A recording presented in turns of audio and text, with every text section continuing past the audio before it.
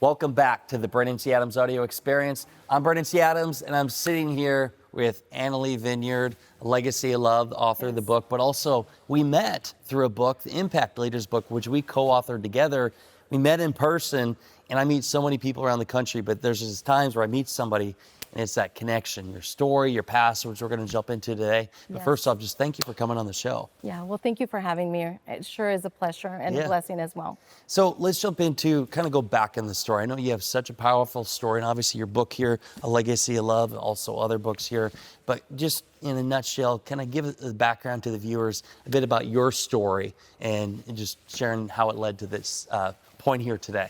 Well, my story is not an easy story, as you know, but knowing that I'm not there anymore, that's why I'm doing this, because there is a change in my life, and it didn't happen overnight. I share that in my book, A Legacy of Love. It was baby steps. Everything was normal for me, but a childhood very full of love, and I had my mother, and from divorced parents, but my mom was very present in our lives. But after she passes away, I go through so many things, a lot of adversities, and part of those were living with my grandparents. They were extremely abusive. My mother passes away when I was about to be 15, very controlling. They manipulate my life, my future. My dreams were taken away from me, which I always wanted to finish my degree in languages and be someone. I always wanted a degree, which I ended up having that, but I went through so many other things. And also, they actually gave me an arranged marriage, which my mother also went through the same thing, because it was about money, it was about control. And arranged, by the way, when you mean this, like you, let me say, forced into marriage, this was set up for you. It's like, hey, this is who you're marrying. Yes, and there was not only that, there were, I thought that there was no other way.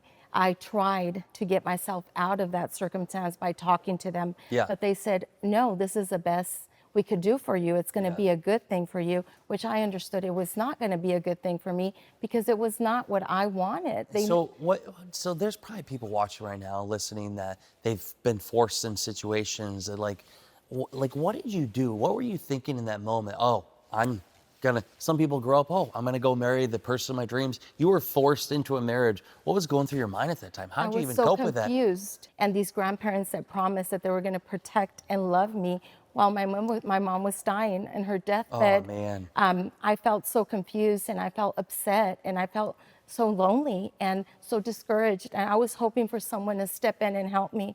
And I was thinking, if my mom was here, she would have not allowed this. And I share that in my book. You know, if my dad was more involved in my life, which in my culture, I think it's very common in every culture that sometimes dads are not as present in their daughter's life like the mothers. So my mom was very much present. I couldn't go to him and ask him for help because he was not really much there. He had just gotten remarried, and he had his life and his wife. So we were like, you know, from his first wife. And it was very sad because I needed the help. I needed to know what to do. But no one was there. There was no help, no resources back. I could tell you, back in the 90s, there was no support. So I had to go through that. I talked to them several times. I said, Grandma, this is not what it should be. This is not what I want.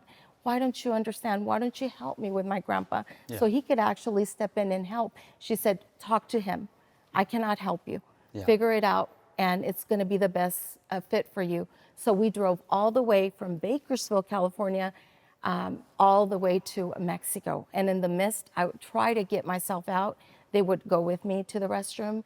My grandmother would always be present. So there was not really much. Held hostage. In a way, yes. It's, you know, you have an amazing husband today who I met, and it's amazing to see that. I mean, it reminds me, just in my story, my wife had dealt with things in her past where she had to get up and leave. And there's some other people close to my family who've dealt with the situation of family where it's affected them.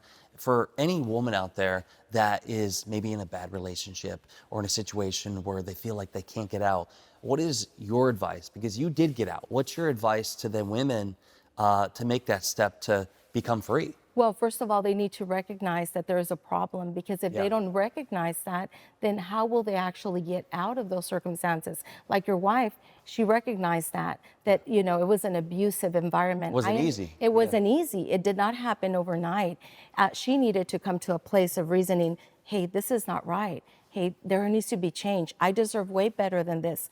But when a woman doesn't have, their self-esteem high, they don't know that they're worthy of more, they think that that's the norm, that that's normal, that they should stay in there. But when they recognize that, hey, this is wrong, I deserve better, then they start wanting to find resources. But it's up to them to go to that stage. And it doesn't happen all of a sudden. It takes, a lot of courage. It's baby steps, but it comes to a place where you want the change. And that's where I came in. And I realized this is not what I deserve. This is not what I asked for. I was blessed to have friends also around me, around my circle, to tell me, this is not a marriage. There's something really off here. It's not a normal relationship, Analee. What's going on? Eventually, I started speaking out. I started sharing. So they actually advised me, this is not a marriage. You cannot stay in it. So that's how I was able to, come out of this. But also the Lord. I have to recognize that, and I will always be grateful for that. If he wouldn't have been in the equation, I don't think I would be here. Because a lot of women are going to be susceptible of not moving on because they're stuck in that relationship. They feel like there's no one else out there good enough for them. But they need to know that they're well on their own. You don't need a man. The man is just to, complete you. But you need to be well, being, independent. So on that point, because women get out of a situation, a bad relationship, it's sometimes hard for them to allow another man to love them. Because I know firsthand, like that experience, how did you get to the point where, okay, you allowed somebody else to come in your life and now you have an amazing relationship? What's your advice to those women who are trying to move on to find somebody else and have a very healthy relationship? You have to take therapy. I was just willing to do it, and I recognized I needed that because I needed to heal from what I went through as a child, what they did to me, my grandparents, the loss of my mother. There were so many things that I needed to be well first in order to find that other person. But sometimes you're so stuck with society, you have to have someone with you. And that's not true. I think that going through therapy and crying out what you need to cry to let go will actually help women. And also, by the way, the therapist would always tell me, Analee, if you don't feel comfortable, you put your wall up because that's your safe zone. You put it down when you feel comfortable. It's okay to say no. So I learned the opposite of always trying to please and trying to always say yes, to say no. I don't want that. I'm going to decide. But Analee, as you know my story, what happened to us when we went on our first date, he wanted to know more about me. He wanted to figure out, okay, is she married? Why is she not wanting to spend time with me? It wasn't that. But I was not ready to let just anyone come into my the safe zone. And I had all the rights. But once you do, it's an amazing thing because then you allow somebody else that actually is a good person to love you. That's, I think, sometimes is hard for women that had went through that traumatic past to ever allow another person to come into their life. But you've been able to figure that out. And I think women, I believe that we're all very able and capable of knowing and recognizing those red flags that I talk on my podcast as well. I have videos, 7 in English and 7 in Spanish, tools like these books to let them know, this is a red flag. When someone is overly bearing and pushing and wanting to have everything with you so fast, that is the first red flag. They should understand that you need some space. And you're not going to share what you don't want to share. So like your wife, I'm very proud of what she did. She took her time. She was wise. She was careful. She took care of herself first. So when she was well, she opened as much as she felt comfortable with. And that's the way to go. You don't have to be forced to a relationship. The guy that's the right one for you, he will understand. You know what? I'm going to honor her and I'm going to love her more, because I know she's gone through a lot of suffering. She will be a great mother for my children. She will be a great person to be with. So that's something for you to honor. It's so powerful, and it's just emotional behind it because of the journey. I mean, even for both sides. I mean, I've been with my wife now for, it'll be 7-year anniversary this fall, and been together, I think, 11 years. But so yourself, like having that relationship. I'd love to hear, tell me about your book, A Legacy of Love. What can people that are looking to read it, what can they get out of it? They're going to get a story that's going to empower them, that's going to inspire them, that's going to let them know, hey, it is okay. It is well. If she was able to overcome that enormous journey and God was there for her, you know, I don't bring people pushing them about Christ, but I have to recognize that if it wasn't because of God, I wouldn't be here. And there's a lot of girls statistically that don't make it. You know that it's in the 40 something percent that a lot of them have been in abusive relationships. And we need to make a change in this world for our children, for the children of our children, because they deserve a much better, you know, life. So my book will inspire them, will impact them in a way that they will be their best version if they're willing to do the hard work and use my tools and go through the story and say, I might not connect with everything, but as long as she connects with one, or that child with one of my topics of my story, I made it. I'm a winner. So what's next? I know we're wrapping up here, but what's next for you? What's next for me? I've been praying for something very big. Yeah. And I have been wanting to share it besides the podcast and this dream of bringing people and women to Christ and for them to be their full potential.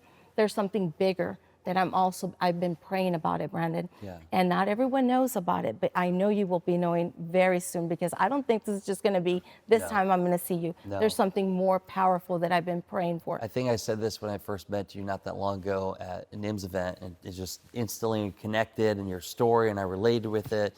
And I'm just like, there's something here. You have a gift to help people. Your past can be used to help other people overcome the obstacles that you overcome. Yes. And that's what you're doing here with the book, maybe a potential film, and the podcast show. And so for anybody listening, watching, where can they find you?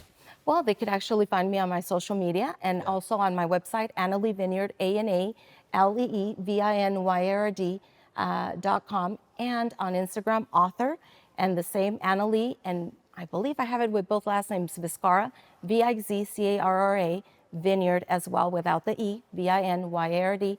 And you also will look for me on Facebook. I'm very excited to be here, and what an honor. Yeah. Es un honor. It's the same thing in Spanish. Es un honor to be here, because we're setting people free.